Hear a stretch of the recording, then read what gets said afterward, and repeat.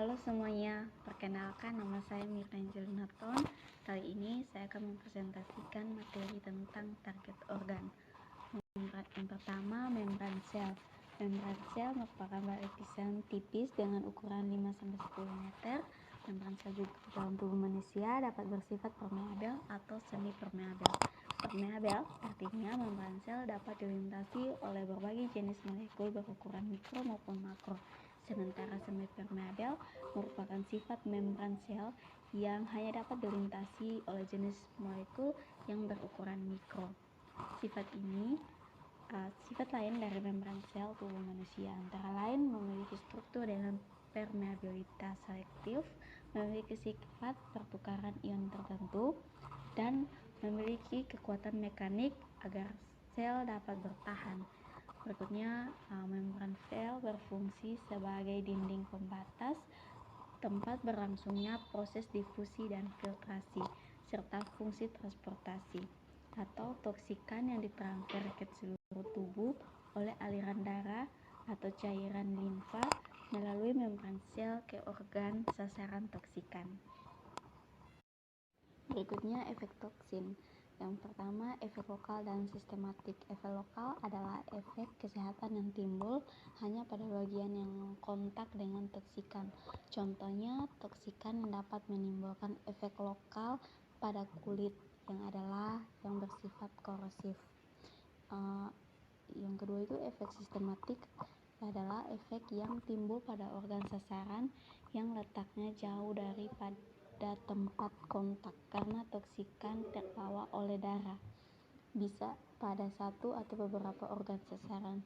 Contohnya, toksikan yang dapat menimbulkan efek sistematik antara lain metil merkuri atau CH3-Hg dan merkuri anorganik.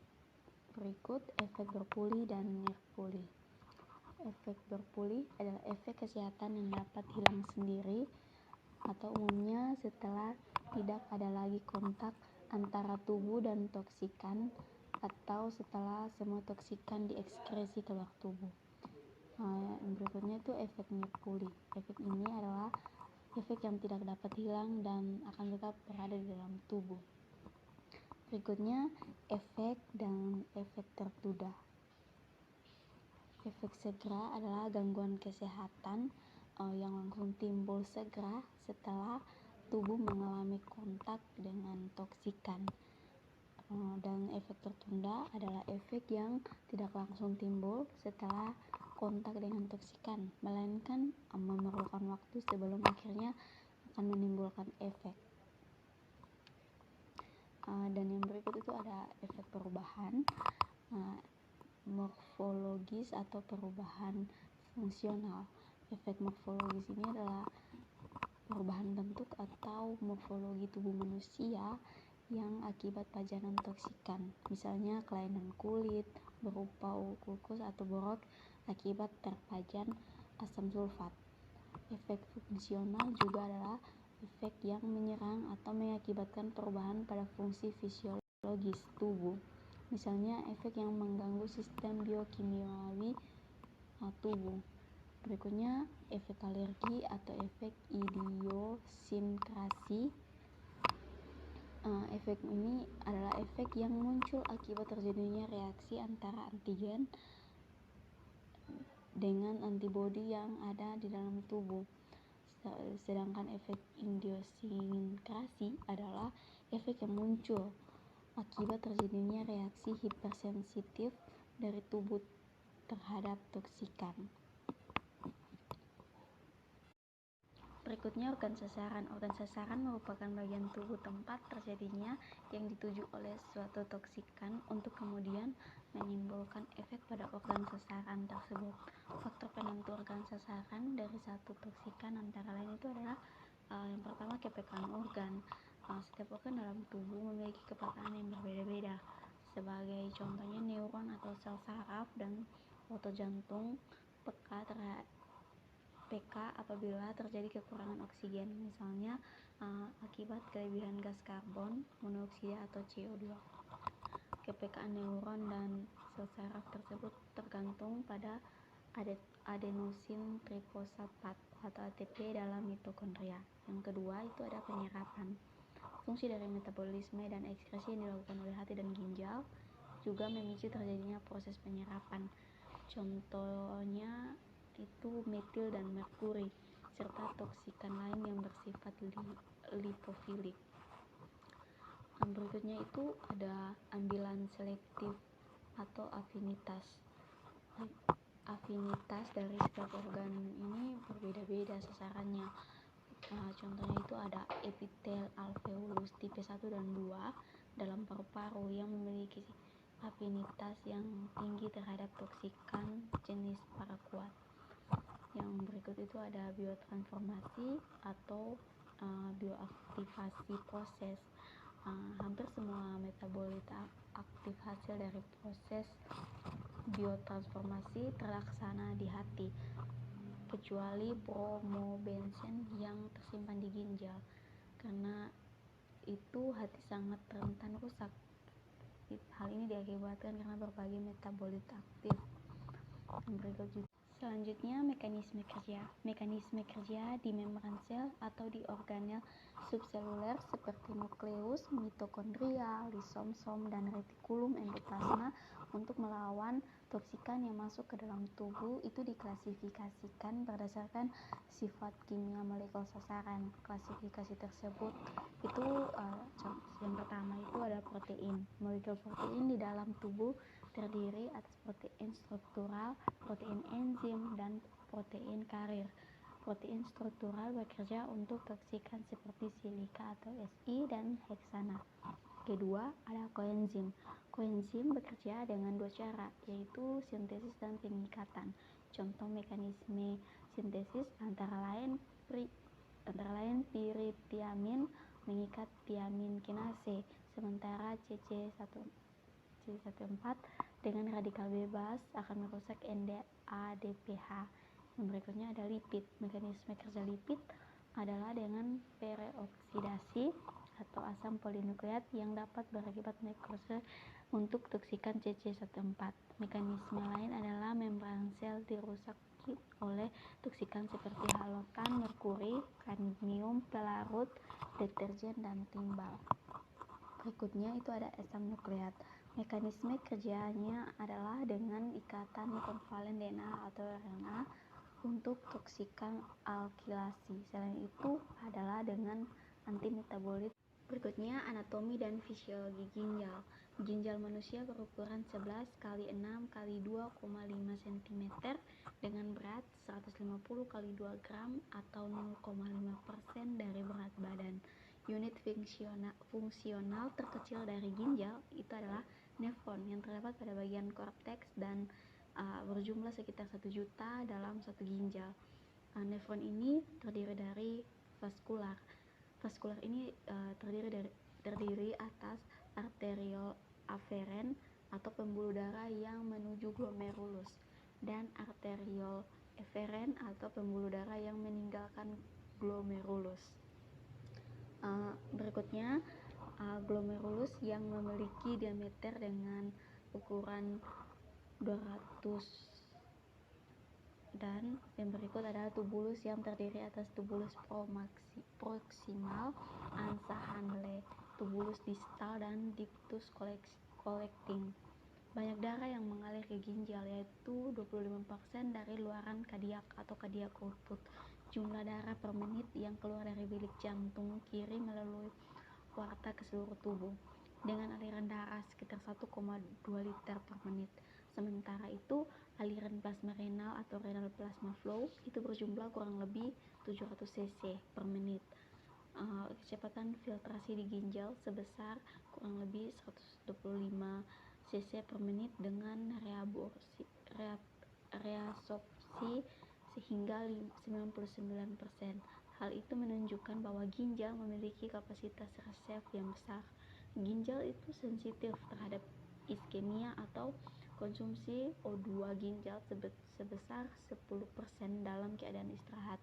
Apabila terjadi penurunan tensi atau shock dan jumlah O2 menurun, maka akan terjadi penurunan kecepatan filtrasi glomerulus atau glomerular filtration rate atau GVR. Penurunan GVR tersebut dapat mengakibatkan oliguri hingga anuri. Anuri bisa bersifat puli atau nirpuli. Anuri yang bersifat nirpuli dapat menyebabkan kematian. Berikutnya, fungsi ginjal. Ginjal memiliki fungsi esensial yang mempertahankan kehidupan dengan cara eliminasi metabolit melalui urin, khususnya eliminasi nitrogen dari metabolisme protein dan mengatur homeostasis, yaitu dengan menjaga keseimbangan asam basa, penurunan elektrolit, serta keseimbangan volume cairan ekstrasel. Yang berikut ada patofisiologi kelainan ginjal. Lokasi kelainan dalam ginjal yang ditimbulkan toksikan itu bervariasi. Faktor yang berhubungan dengan terjadinya seleksi lokasi itu belum tentu jelas. Namun sebagiannya dapat dijelaskan dengan adanya perbedaan antar lokasi seleksi dalam hal aliran darah. Transportasi dan akumulasi toksikan ini bersifat fisikokimia dari epitel, reaktivitas dari sel atau molekul target, keseimbangan bioaktivasi dan detoksifikasi energi selular dan atau mekanisme regeneratif dari sel dan molekul lain. Berikutnya, toksikan ginjal di pekerjaan. Toksikan yang menimbulkan kelainan ginjal disebut sebagai nefrotoksikan. Dengan kata lain, organ sasaran nefrotoksikan adalah ginjal. Nefrotoksikan sangat berbeda di dalam lingkungan pekerjaan. Toksikan ginjal itu bermacam-macam bentuk dan senyawanya. Berikutnya, efek kesehatan yang disebabkan oleh nefrotoksikan. Manifestasi klinis nefrotoksik oleh toksikan antara lain adalah poliuria, oliguria, anuria, glukosuria, proteinuria, hematuria, hipotermia. Di antaranya yang paling sering terjadi adalah gagal ginjal akut yang ditandai dengan penurunan kecepatan filtrasi glomerulus atau GFR. Nah, penurunan GFR ini banyak menyebabkan salah satunya adalah akibat pajanan toksikan melalui mekanisme yang antara lainnya adalah merusak tubulus. Gumpalan tubulus yang lepas menimbulkan obstruksi tubular akan meningkatkan tekanan tubular dan menurunkan GFR, dan tubulus dapat menimbulkan sel epitel lepas atau mati, menimbulkan kebocoran arus balik sehingga menurunkan GFR. Yang kedua ada mengubah hemodinamika intrarenal. Ini menimbulkan vasokonstriksi, menyebabkan hipoteksia medular. Ini menimbulkan kerusakan tubular dan atau penurunan tekanan perfusi tekanan hidrolastik di glomerulus. Yang ketiga, mengubah fungsi glomerulus yang berakibat terjadinya penurunan GFR. Berikut toksikologi hati. Anatomi dan morfologi hati. Hati merupakan organ terbesar yang ada di dalam tubuh manusia. Di dalam hati terjadi metabolisme yang sangat kompleks. Proses metabolisme yang terjadi di hati dapat berupa detoksifikasi dan bioaktivasi. Hati merupakan organ sasaran dari banyak toksikan yang telah diketahui selama lebih dari 1 abad. Mekanisme toksik yang terjadi di dalam hati juga sangat beragam. Hati juga merupakan organ yang rentan karena posisi yang unik di dalam sistem sirkulasi tubuh, yaitu yang pertama itu ada hati itu bisa menerima porsi besar darah dari nephronous return dan menyaring darah dari tubuh bagian bawah ginjal, limfa, dan sistem pencernaan. Yang berikut juga, hati merupakan organ penerima nutrisi yang pertama. Nutrisi yang berasal dari usus itu disalurkan melalui vena porta menuju hati. Terus yang berikut itu ada hati yang merupakan organ utama untuk memproses biotransformasi toksikan. Proses biotransformasi atau detoksifikasi ini merupakan proses biologis untuk mengubah toksikan menjadi kurang toksik atau tidak toksik. Proses tersebut umumnya meningkatkan polaritas atau kelarutan toksikan dalam air agar mudah diekskresi keluar dari dalam tubuh. Sementara itu, proses biotransformasi toksikan menyebabkan hati menerima dampak yang lebih besar karena hati benar-benar berusaha mengubah semua toksikan menjadi bentuk yang dapat diterima oleh tubuh agar mudah diekskresi. Misalnya itu tanpa hati, waktu paru benzena dapat mencapai 100 tahun. Hati ini terdiri atas sekelompok sel sekitar arteri serta vena.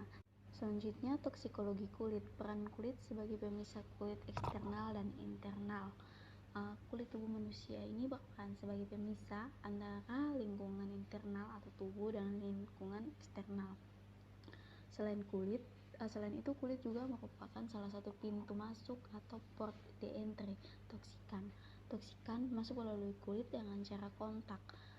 Kontak antara lain kulit dengan toksikan terlihat simpel dan lokal, namun di balik itu ada muncul akibat yang kompleks atau gangguan sistemik.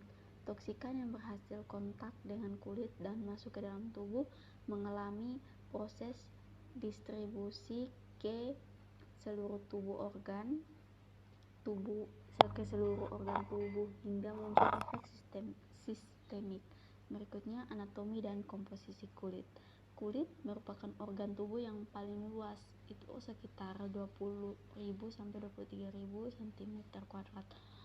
Kulit ini berfungsi sebagai alat proteksi diri, pencegah dehidrasi, menjaga temperatur tubuh, ekskresi zat-zat yang tidak berguna, tempat sintesis vitamin D, dan reseptor stimulus yang datang pada kulit itu sendiri.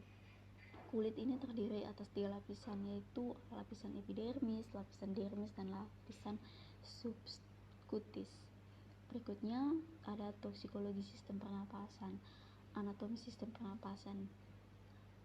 Sistem pernapasan merupakan pompa udara dengan fungsi utama untuk menyuplai oksigen ke seluruh tubuh dan mengangkut karbon dioksida atau gas hasil metabolisme. Yang berikut ada toksikologi sistem saraf. Sistem saraf pada manusia ini dikelompokkan menjadi 2, yaitu yang pertama sistem saraf pusat dan sistem saraf perifer. Sistem saraf pusat terdiri atas otak dan medula spinalis atau sumsum tulang belakang. Sementara itu, sistem saraf perifer terletak pada saraf otak dan saraf spinal. Sistem saraf perifer terdiri atas saraf sadar untuk fungsi motorik dan sensorik dan saraf otonom, saraf simpatis dan parasimpatis. Yang berikut ada neuron dan akson. Neuron adalah sel saraf yang berfungsi memunculkan, menerima, dan memproses informasi serta berkomunikasi secara cepat, dan neuron berinteraksi dengan neuron lain, sel sensorik, sel motorik, sel otot, dan sel kelenjar. Akson adalah urat saraf yang menghubungkan neuron dengan neuron yang lain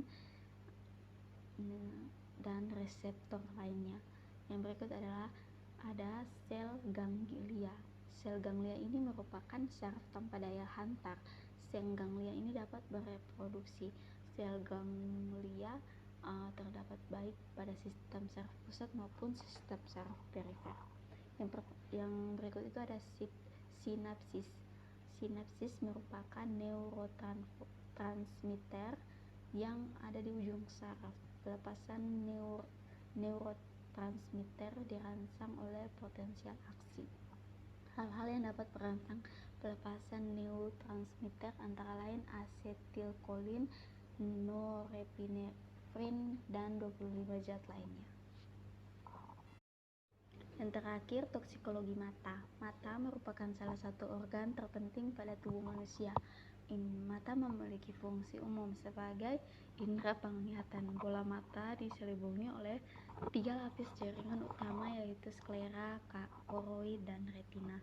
Setiap jaringan utama itu terdiri atas jaringan terserat, pigmen pembuluh darah, serat saraf, sel saraf, serta reseptor khusus. Bagian-bagian mata itu terdiri atas kornea, iris, cairan bola mata, lensa mata, retina, dan saraf optik. Yang berikut itu ada fungsi reproduksi sistem. Reproduksi ini memiliki banyak fungsi penting bagi manusia. Fungsi sistem reproduksi pada laki-laki itu berbeda dengan fungsi reproduksi pada perempuan. Ada beberapa fungsi sistem reproduksi manusia. Yang pertama itu ada interaksi dan koordinasi sistem, baik sistem neuroendokrin, organ seksual, kelenjar aksesori, maupun sistem saraf pusat atau SSP. Sistem reproduksi wanita berfungsi untuk oogenesis atau pembentukan sel telur atau ovum, folikulogenesis atau pembentukan folikel, maturasi atau pematangan folikel, ovulasi, luteinasi, dan korpus luteum. Sistem reproduksi pada laki-laki berfungsi untuk spermatogenesis atau pembentukan sel sperma, ereksi dan ejakulasi, konsepsi, kehamilan, perkembangan janin, dan laktas. Sekian dan terima kasih.